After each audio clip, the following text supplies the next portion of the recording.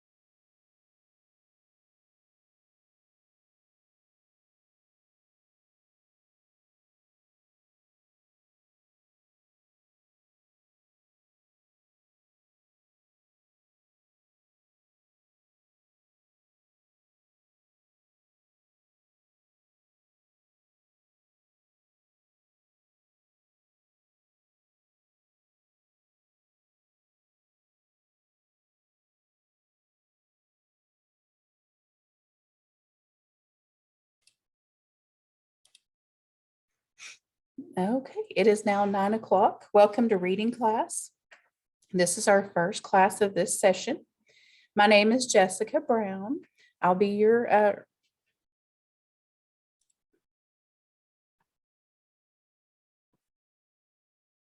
let me let some few people in here. We'll get started in just a moment. Good morning. If you're just now joining me, if you can hear me, go ahead and type your name in the chat box to sign into class.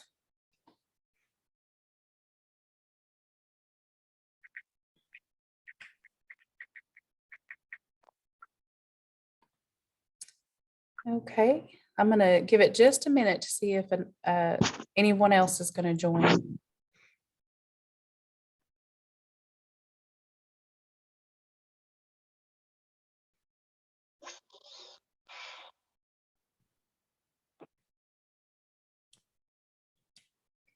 Angel, can you hear me okay? Yes, ma'am. Okay. Are you at home or are you at a center today? I'm at home. Okay. Well, I'm glad you didn't have to get out because it's kind of nasty this morning. I'm not feeling well either, so. Hang on just a sec. I need to turn my volume up, I think.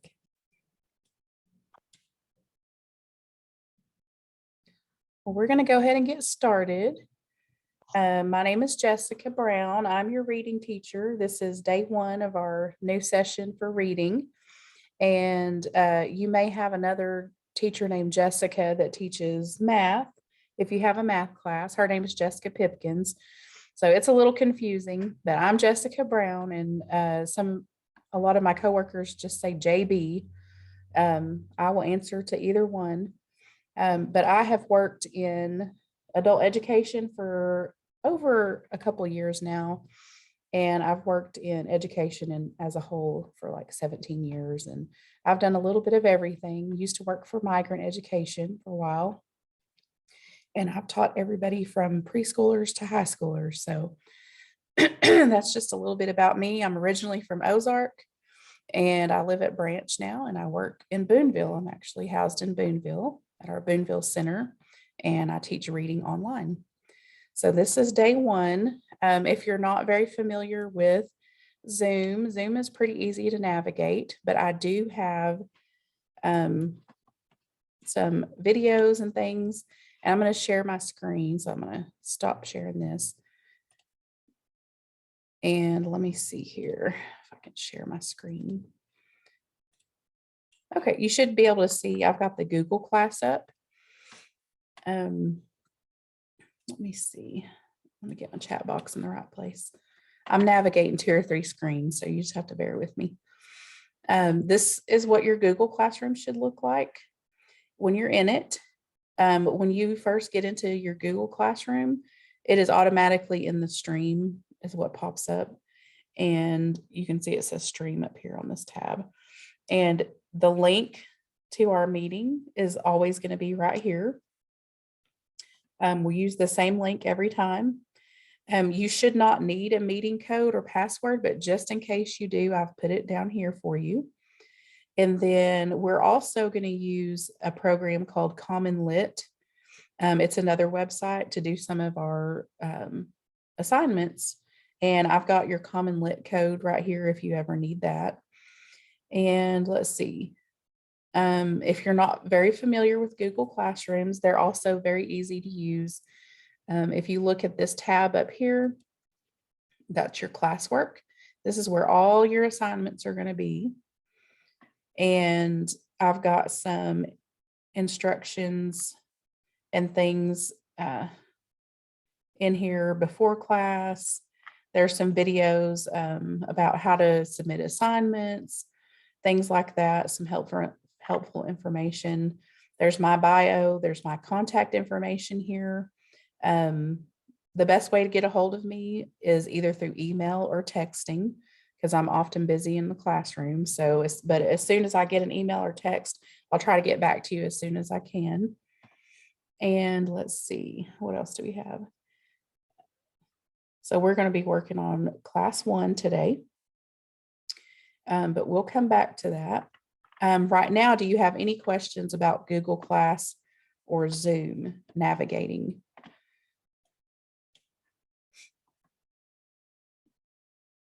Okay. I'm going to stop sharing that screen for now.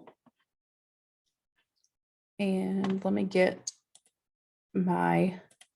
we're going to do a little bit of a lesson today. It won't be too long, but we will be meeting on Mondays and Wednesdays, and classes from 9 to 12.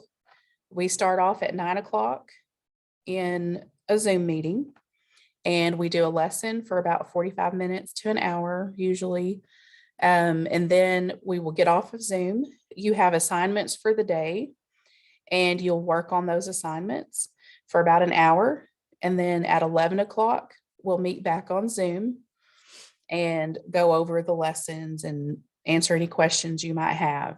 Now, if you miss a class, don't panic. We do record our sessions and our lessons, and we do post them later in the day so that you can go and watch if you had to miss class, like if you were sick or had a doctor's appointment or something like that. I would encourage you to join every live Zoom class that you can, because it is interactive. You can ask questions right then, as opposed to trying to text back and forth or, a day later. But things happen. We understand that. So that's why we post those lessons for you to, or the videos for you to look at later. So that's what they're there for. So if you have to miss, they're there for you to catch up. And anytime you have questions or concerns, don't hesitate to email me or text me and ask questions, okay? Okay, so let me see if I can get this lesson started. Just one moment.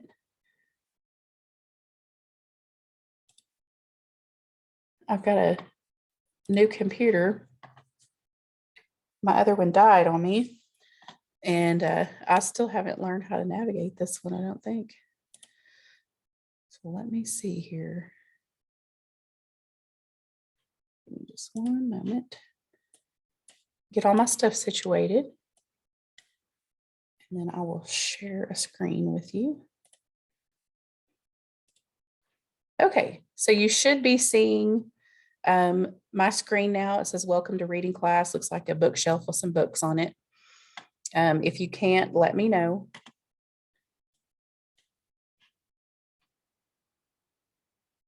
Get my chat box open so I can see everybody.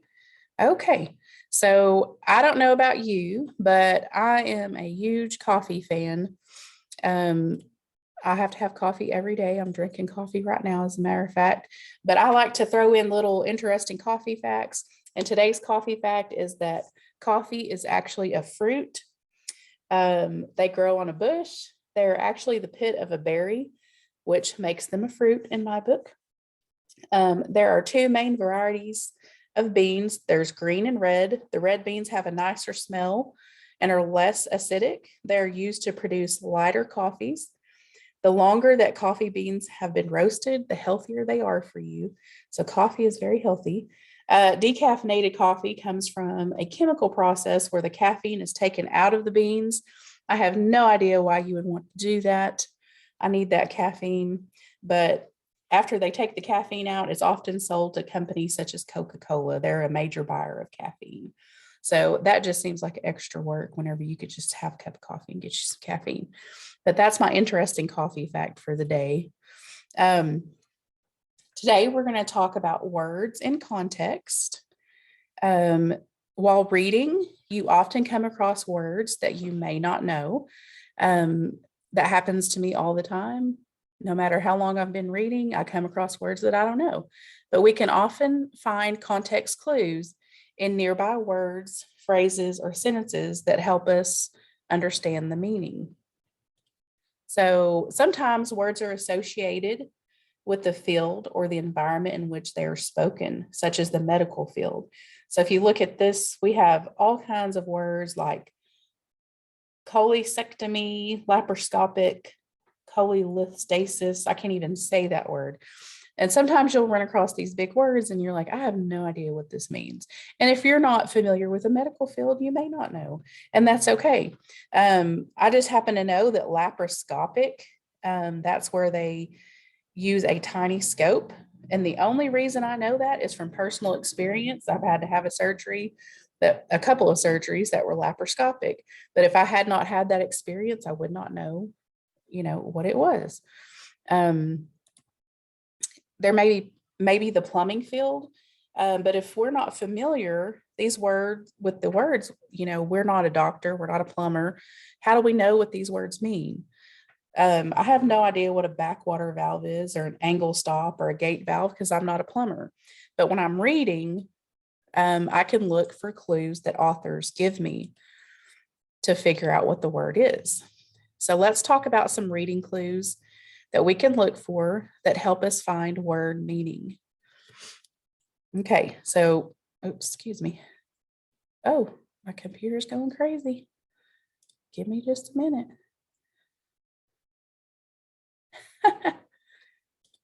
Okay, so definitions. Sometimes words are followed by their definition in writing. For example, entomology is the study of insects. The word is indicates that the writer is about to give you a definition. Let's see. Another way to look for, oh, my computer is just going crazy this morning. Give me a minute. Oh, wow. Okay.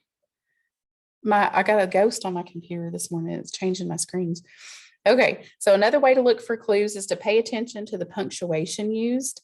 So if you take a look at these statements, the definitions may be separated by commas in sentences, or dashes, or by other sentences. So for example, herbivores, comma, or plant eaters include rabbits. So they're separating that with the comma because they're giving you the definition. So herbivores means plant eaters. Another way that they do it is to maybe use the dashes. So you have herbivores dash, plant eaters dash, include rabbits. Or they may put it in another sentence right after the first sentence. In other words, they eat plants. So they're giving you definitions. Okay, let's see if I can. Okay. Parentheses may also be used to give the definition, such in this case, the platypus is semi-aquatic. And then in parentheses, it says lives part of his life in water and part on land. They're giving you that definition of semi-aquatic in parentheses. Okay. So what if an author doesn't use punctuation? What might they do to give us clues? They might use opposites. So how do they give us opposites? By using words such as never, not, unless, while, on the contrary, things like that. So let's look how opposites are used in writing. Okay. Unlike his quiet and low-key family, James is garrulous. I have no idea what that word garrulous means. I've never seen it before. But if we dissect the sentence and we see that it says, unlike his quiet and low-key family, so that tells me that it's going to be the opposite. So if his family is quiet and low-key, what do you think James is if he's the opposite? That would indicate that James is maybe talkative, loud. Okay, so that's how they would use an opposite. Let's look at another example. Let's look.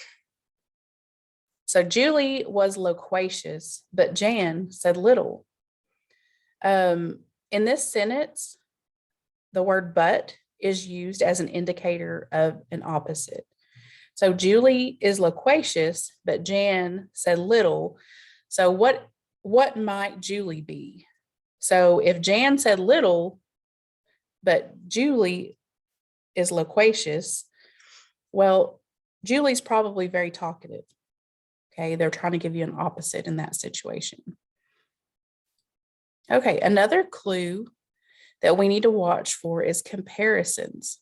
So look for words like, as, to, or statements like similar to, in the same way. These are comparison words. Okay.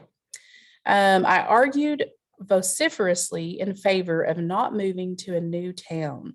My little brother also argued loudly and strongly for staying put. So there's that vociferously word.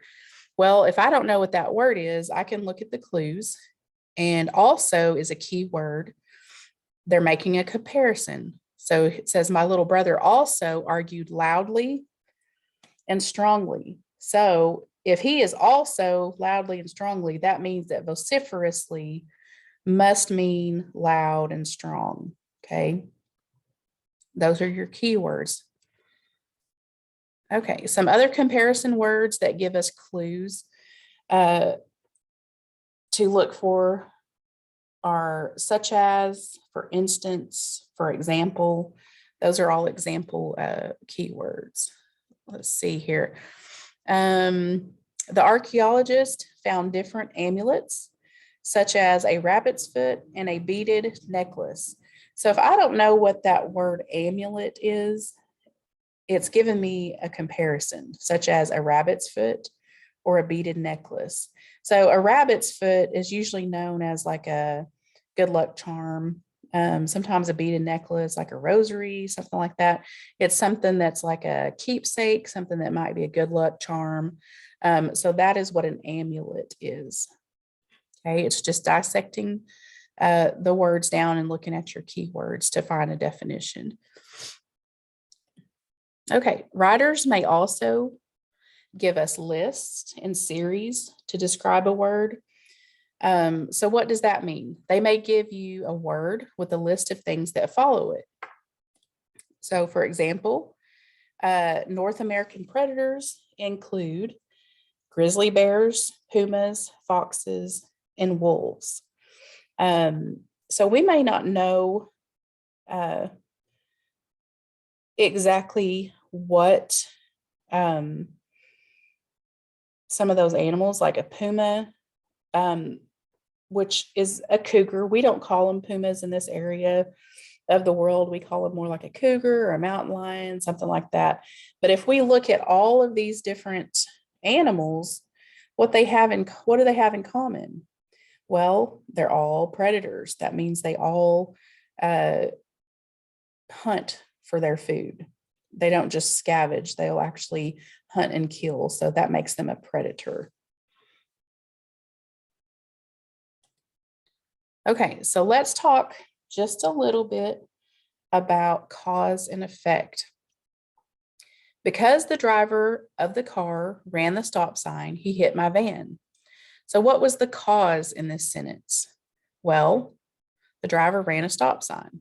What was the effect? He hit my van. Okay. I feel like I'm going through this a little fast. So, are you still with me? Okay.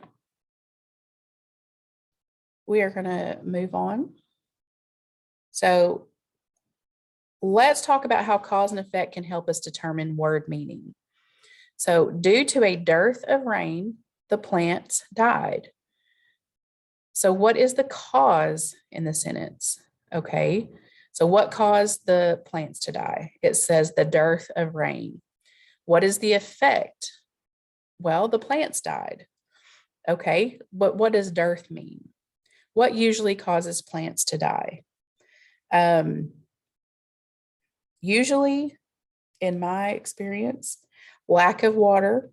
I am terrible with plants. I forget to water them. That's why I like fake plants because I can't kill them. But usually it's one or the other. It's either too dry or too wet is going to kill plants. Sometimes cold. But if you look at that word dearth, it's kind of like they mashed the word dry and earth together. So it's basically a lack of rain. And sometimes we don't know what these words are. Sometimes we just have to dissect it down and make an educated guess, and that's what we have to do. But in this case, the cause was a dearth of rain. The effect was that the plants died. Logic tells us that plants usually die from not enough water or too dry conditions. So dearth would mean lack of rain or dryness. Okay, sometimes authors, they don't give us a lot to go on, such as opposites or comparisons, but they may give us what are called inferences. Okay. Inference simply means making a logical conclusion or guess. We do this every day.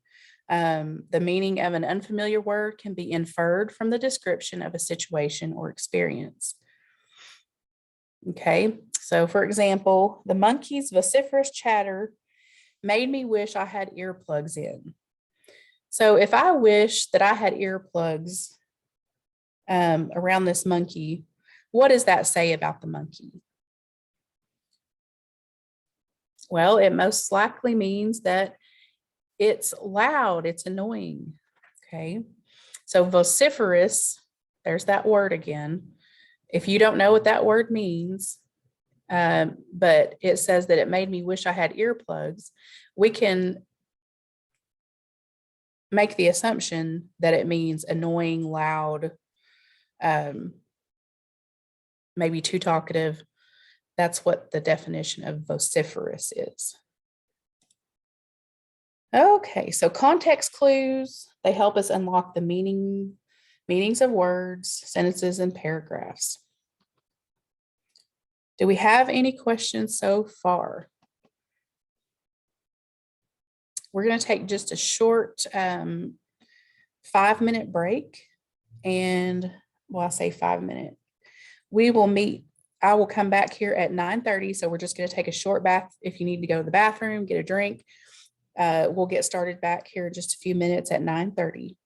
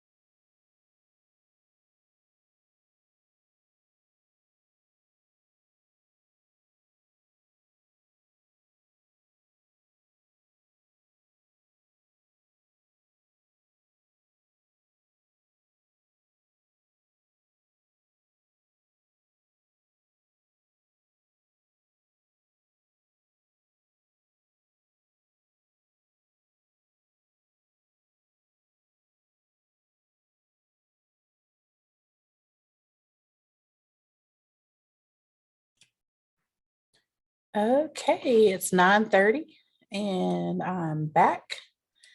If you're back with me, go ahead and give me an okay in the chat box.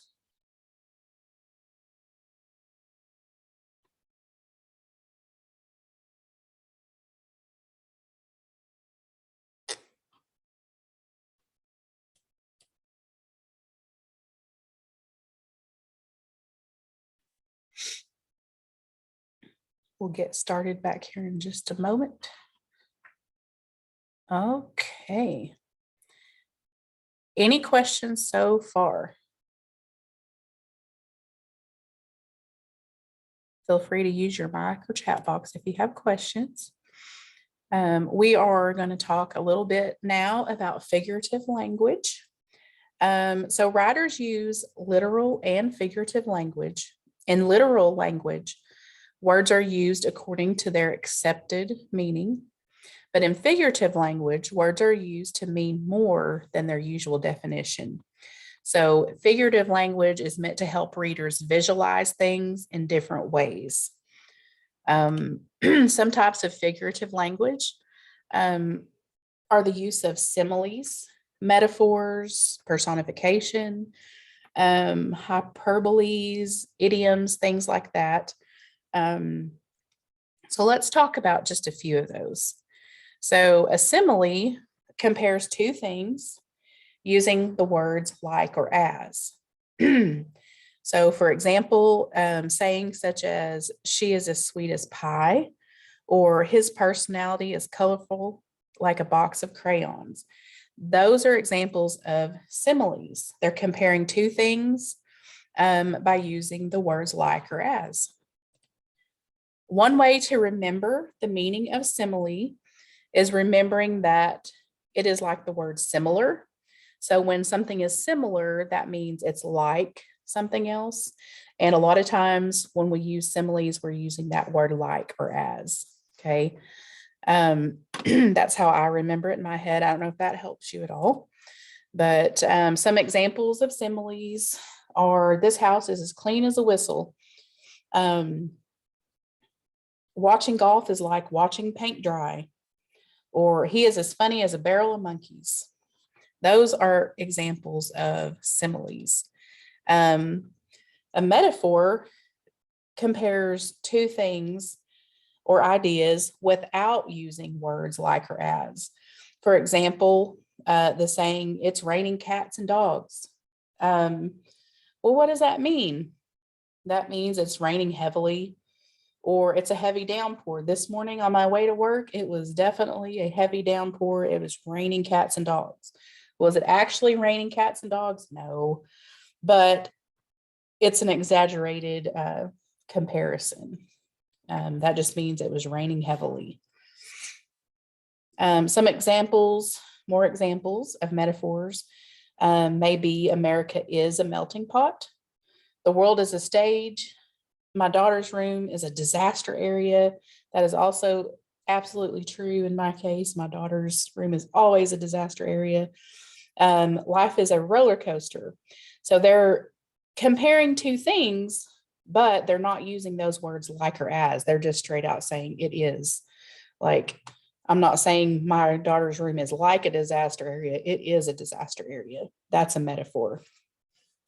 One of the funniest examples of a metaphor, I don't know if you've ever watched the show Friends. I'm a big Friends fan. I love that show. I've seen all of the seasons at least 10 times, and it's still funny to me. So if you haven't ever watched it, you should try it. But in the very first episode, the character Rachel, she has left her fiance at the altar. She decided she didn't want to marry him and just left him at the altar and ran. And then she finds her friend Monica, and she's at her friend's Monica's house, hiding out, but her dad finds her and calls her. And she's like telling her dad, well, it's like all of my life, everybody told me, you're a shoe, you're a shoe, you're a shoe. And today I just stopped and said, what if I don't want to be a shoe? What if I want to be a purse, or a hat? And her dad's like, I'll buy you a hat. And she's like, no, I'm not saying I want you to buy me a hat. I'm saying I am a hat. It's a metaphor, Daddy. And that's just a funny example of a metaphor. Let's see. Oh, personification. This is a pretty cool thing. So personification is giving human characteristics to animals or objects. So for example, if I said the leaves dance their way through the lawn, that is just a very descriptive way of saying the leaves were blowing across the lawn. It's giving that human characteristic to an object or thing, or even to an animal. If I say the sea was angry, well, does the sea actually have emotions? No, that's a human characteristic, but it's a creative way and a descriptive way of describing what the sea was that gives you a visualization as a reader. If I say the sea was angry, that just means it was very rough. Maybe the waves were really high. And it just gives you that extra visual to give you a good idea of what's going on. So personification is given those human characteristics to things or animals. A hyperbole, that is an exaggerated claim that emphasizes a point. For example, I almost died laughing. That is an extreme exaggeration. Did I actually die laughing? No, it was just a way to describe that it was very funny. Donald Trump is notorious for using hyperboles when describing himself or situations. Everything is always the world's best. It doesn't matter whether I'm not just picking on Donald Trump. Whether you love him or hate him, he's just famous for using hyperboles. Before he was president, he was a very successful businessman, and he wrote a lot of books. And in one of his books, it was called The Art of the Deal. He is stated in saying, I play to people's fantasies. I call it a truthful hyperbole. It's an innocent form of exaggeration and a very effective form of promotion. So he knew he used hyperboles, and it was just an exaggeration. Everything he did, it was always he had the best, the biggest, the greatest. And it was just a way of hyping things up for people to make a point. Okay, do we have any questions? Okay, we are at the end of our lesson for today. So I'm going to stop sharing this screen, and I'm going to go back to our Google Classroom and see if I can share that screen with you. Okay, so you should see we're back in the Google Classroom. So if you are on your classwork tab up here, and we want to scroll down to class 1, today's date, I have got a few assignments for you. Let's see. This is just our class objectives. It tells you what we're trying to accomplish today. And then we have the Zoom hasn't been posted yet. That'll be posted later. We have determine word meaning. We have workplace, words in context. We have a little video to watch. So when you're doing these, you'll just go down through each. We have a figurative language. You'll just view assignment. You'll fill out and answer your questions and submit it. There is a Google form. So let me see if I can bring that up.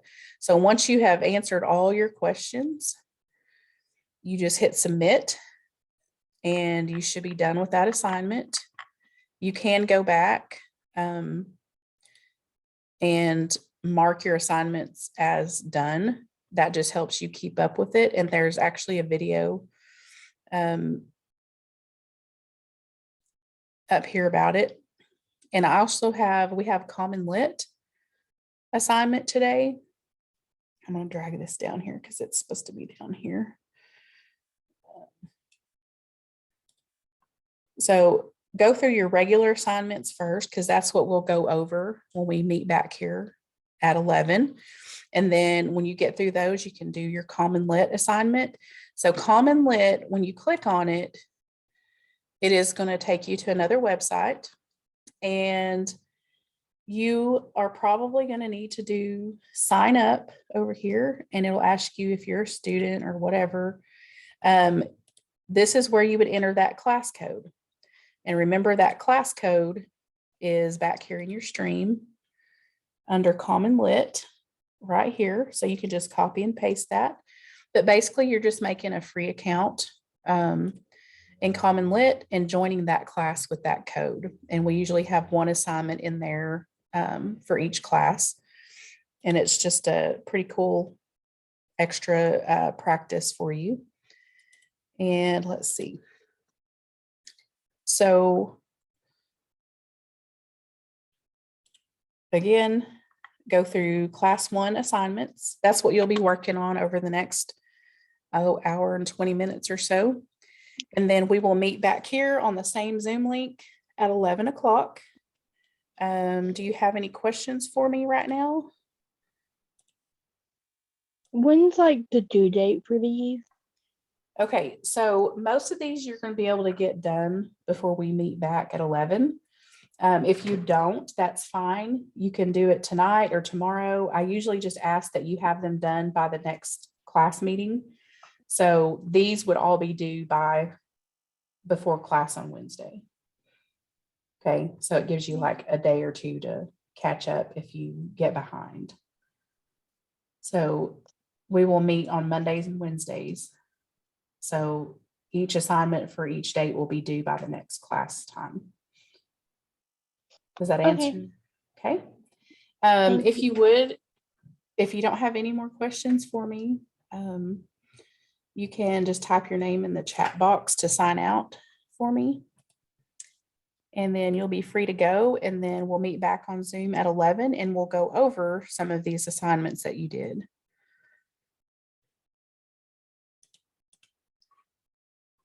Okay.